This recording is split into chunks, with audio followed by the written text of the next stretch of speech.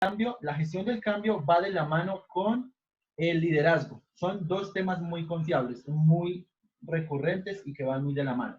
¿Qué es la gestión del cambio? La gestión del cambio está constituida por lo establecido en la ISO 45001 en el numeral 813 de ese estándar y nos dice que las empresas deben establecer procesos y deben implementar mejoras para el control de los cambios temporales y permanentes clasificados. Todos hoy por hoy estamos viendo un constante cambio que va muy de la mano y que no debemos ser ajenos. El mundo ha estado en constante cambio y lo seguirá estando.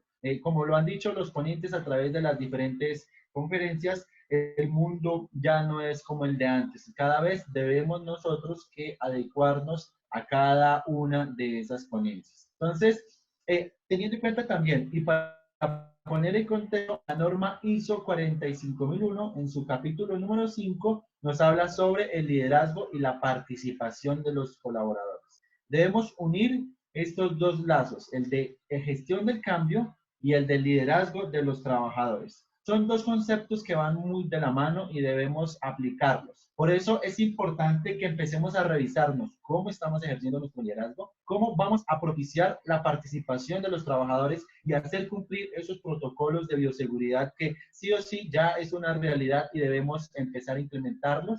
Se han empezado a preguntar cómo empezar a involucrar la gerencia, cómo empezar a cautivarla, a seducirla por la participación de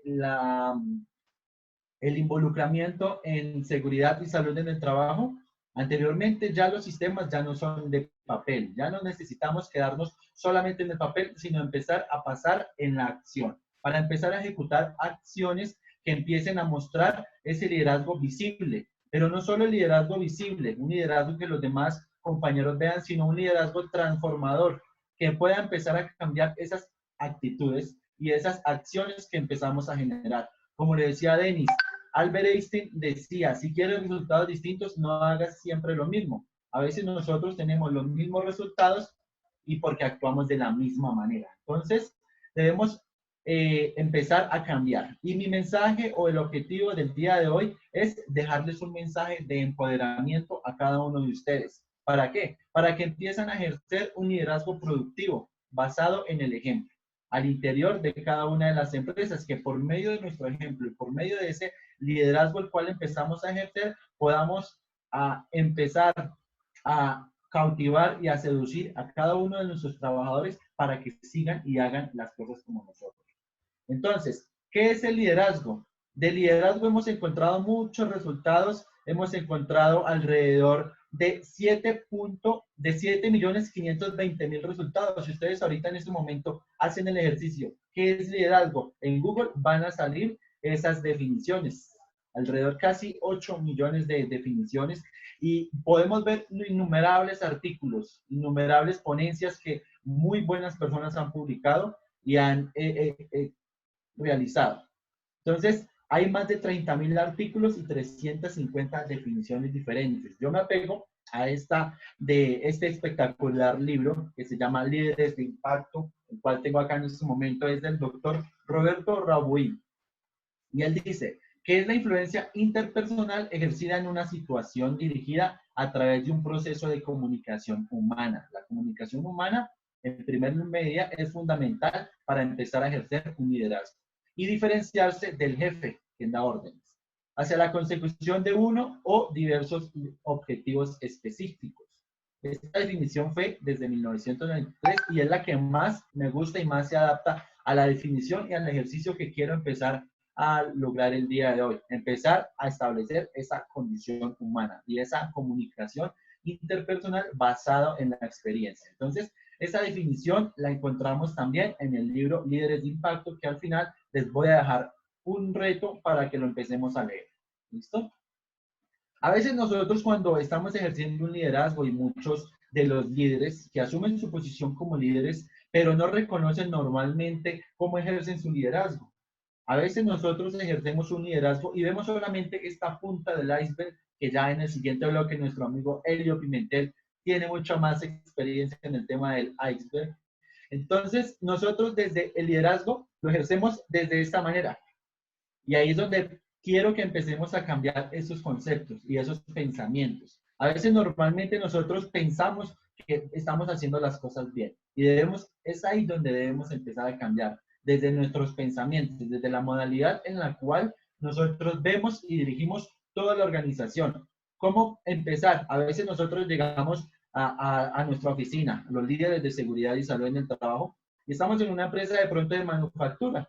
Todo nuestro trabajo se ejerce en dos ámbitos, en el ámbito operativo y en el ámbito administrativo. Normalmente nosotros llegamos a una oficina y empezamos con pensamientos y decimos, ahorita más tarde bajo a producción, doy mi ronda, de pronto mañana, de pronto ahorita no me queda tiempo, voy a quedarme acá en la oficina, gerenciando desde mi oficina, firmando permisos de trabajo desde mi oficina, haciendo de pronto las inspecciones por medio de fotos que me envían los demás compañeros. A veces es muy limitado nuestro liderazgo y nuestra presencia en campo.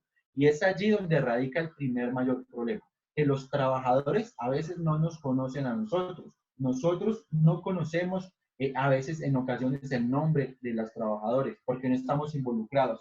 Y a veces nosotros no estamos conectados con ellos, nos perdemos de todo esto, de la parte inferior, de lo de abajo, de esos pequeños lunares, de esas pequeñas pequitas de los procesos en los cuales nosotros debemos involucrarnos, debemos empezar a ejercer ese liderazgo, conociendo cada una de estas partes, de esas cosas ocultas, porque a lo lejos siempre todo lo vemos de una mejor manera, todo lo vemos perfecto, pero cuando nos involucramos en la materia es donde vamos a empezar a ver cada una de esas dificultades y procesos. Y así pasa con investigaciones de accidentes, con inspecciones de seguridad, con permisos de trabajo, con cada una de las innumerables acciones que debemos hacer. Por eso es importante empezar a gestionar el cambio, empezar a hacer actitudes diferentes, actitudes que marquen la pauta y marquen la diferencia. Y desde hoy es un motivo y un día muy especial para empezar a tener este mensaje de empoderamiento, para empezar a cautivar cada uno de los trabajadores. Entonces, el liderazgo es sin duda una clave importante para implementar un sistema de gestión y lograr la participación de los colaboradores. Decía que los colaboradores a veces no conocen el nombre de la persona que nos lidera en seguridad y salud en el trabajo. Pasa cuando hay empresas mucho más grandes y en las cuales nosotros poco participamos. Entonces debemos enfocar un enfoque en seguridad basado en el ejemplo.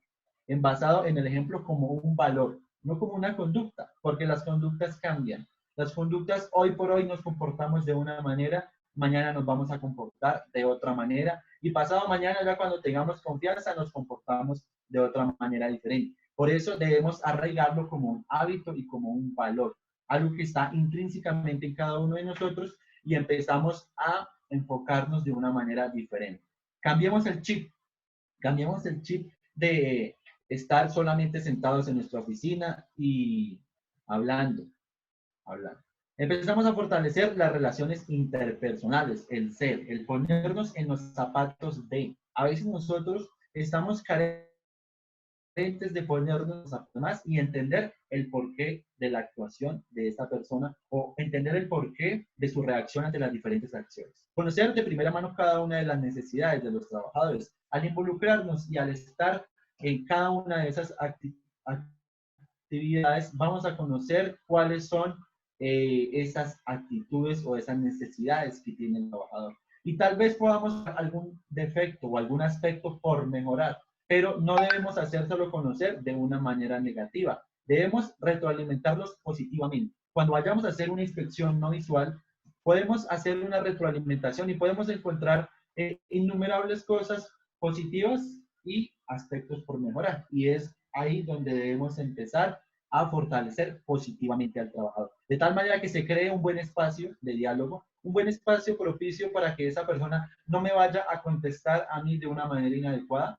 sino que me pueda contestar de una manera adecuada, diciéndole, me preocupo por tu seguridad. Es importante usted como factor del trabajo. De esa manera, esa persona va a tener una muy buena disposición y me va a responder de una manera. Pero si yo en cambio empiezo a sancionarlo, empiezo a decirle, oiga, póngase el casco, oiga, haga a su pausa activa, ¿qué pasó que no está haciendo su pausa activa? La persona me va a responder de la misma manera. De lo que yo doy, de esa misma manera recibo. Si yo actúo bien, voy a tener buenos resultados. Si yo doy una palabra inspiración, voy a recibir o voy a recoger muchas cosas positivas. Por eso es importante sembrar. Sembrar en los trabajadores buenas palabras, buenos hábitos, buenas acciones que me generen a mí una buena retroalimentación. ¿Cierto?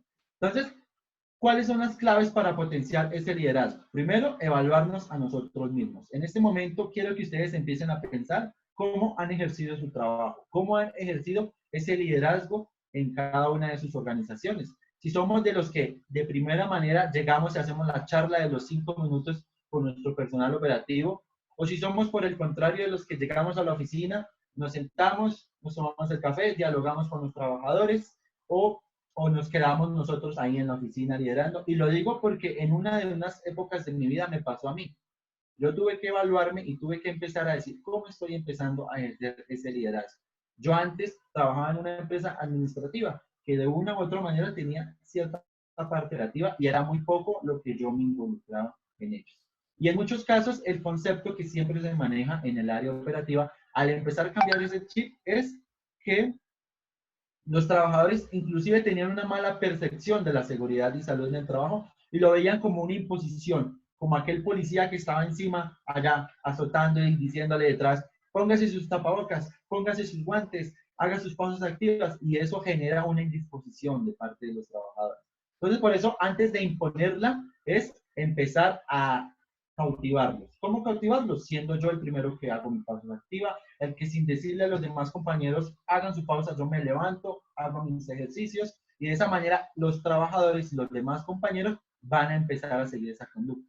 Yo soy el primero que uso mis protectores auditivos, yo soy el primero que cuando bajo a producción o a planta, soy el primero que uso mis elementos de una manera completa y juiciosa, ¿cierto? Y que no me presto para equilibrarme a tal grado de, a veces hay muchos profesionales, y es triste decirlos, están tan parcializados hacia un punto de la balanza que no están en equilibrio. ¿La balanza cuál es? La balanza se compone entre protección al trabajador y protección a la empresa. Los dos aspectos son importantes, pero no debemos inclinarnos mucho hacia un lado. Debemos estar en un punto muy neutral, que no se ponga en riesgo la empresa para la cual trabajamos, porque de una u otra manera es nuestro sustento, pero que tampoco se perjudique al trabajador, de que se impongan sanciones, de que se castiguen, sino que se logre una participación más activa, ¿cierto? Es importante empezar a servir a los demás. El que no sirve para vivir,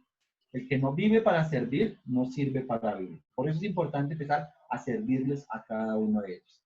Haz que las personas te sigan a ti, no por lo que sabes, sino por lo que, el ejemplo que les das. A veces, a mí me gusta seguir a muchos líderes que generan inspiración, que su hoja de vida o todo lo que han hecho genera que uno se motive y haga esa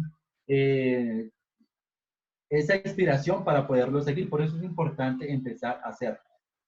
Frank Bitt, él nos decía en esta frase célebre que debe ser esa persona que aconseja. Nosotros a veces debemos ser psicólogos, aún no siendo psicólogos, debemos ser prevencionistas, debemos ser contadores, debemos ser escritores, administradores y tener una transversalidad completa para cada una de esas actividades. Por eso, por el contrario, no debemos estorbar ni interposer a cada uno de los trabajadores. ¿Cierto? Antes de impactar positivamente a los demás, debemos impactarnos positivamente a nosotros. Y dar un buen ejemplo. Y ya para finalizar, quiero ponerles un reto. Empecemos a formar 21 días de pensamientos positivos. ¿Por qué? Porque un pensamiento que yo genero me va a generar una acción. Si yo empiezo a tener pensamientos positivos, voy a generar acciones positivas. Y para que una persona empiece a liderar un hábito, necesitamos mínimo de 21 días ejerciendo esa rutina. De tal manera, si hacemos solamente 5 o 10 días, no va a generarse el hábito. Por eso es importante empezar desde lo más pequeño, desde los pensamientos. ¿Para qué? Para que nuestros pensamientos nos lleven a acciones. Y nuestras acciones positivas o acciones de seguridad nos lleven a actitudes. Y ahí es donde empieza nuestra identidad y empieza nuestra excelencia por los pensamientos. La excelencia del líder empieza también por las acciones y las actitudes que tiene. Lee un libro y les voy a recomendar este libro que trae varios capítulos de coaching, de liderazgo, de negociación, resolución de conflictos. Trae un contenido muy amplio y tiene varios autores. Tiene 5 autores que son coordinados por el doctor Roberto Rubio y habla sobre varios aspectos y varios impactos. Si en esta cuarentena que estamos en confinamiento en algunos casos y en otros ya se está reactivando la economía, no has leído un libro, no fue falta de tiempo, sino fue falta de disciplina, porque el tiempo lo tenemos. Debemos es aprovechar el tiempo. Otro tema, evitemos la infoxicación. David Zareski hace un tiempo nos hablaba de la infoxicación, esa toxicación que nos causa a nosotros el consumo exagerado de la información de fuentes no confiables, de fuentes que no son las propicias ni las adecuadas para alimentar nuestro espíritu, alimentar nuestra mente, alimentar nuestro cuerpo y generar ese estrés. Por eso es importante consultar las fuentes confiables y evitar cada uno de esos aspectos fundamentales. Es por eso que ahí podemos empezar a generar ese cambio, empezar a generar ese ejemplo que les damos a los trabajadores y empezar a ver resultados diferentes. Empezar a ver que los trabajadores se están sumando al reto de cumplir los protocolos de bioseguridad, de atacar cada una de las diferentes instrucciones que nos han dicho. Muchísimas gracias a todos ustedes, compañeros. Esperamos que sigan en sintonía, que sigan aprendiendo y absorbiendo todo ese conocimiento de cada uno de los ponentes y que seamos hoy esa esponja. Porque sin duda alguna, los compañeros que siguen a continuación son voces muy expertas y los que han estado a través de la jornada. Hemos organizado con mucho cariño para todos ustedes cada una de esta exposición. Muchísimas gracias y les recuerdo y los invito a que sintonicen Voces de la Seguridad y Salud en el Trabajo, un espacio cada jueves, ya la cita o el rincón de los prevencionistas o el encuentro donde estamos cada uno de nosotros hablando sobre cada uno de esos temas. Invitados cordialmente a que nos sigan a través de las redes sociales, a cada uno de nosotros, a que participen y a que den sus opiniones. Muchísimas gracias para todos y muy buen día.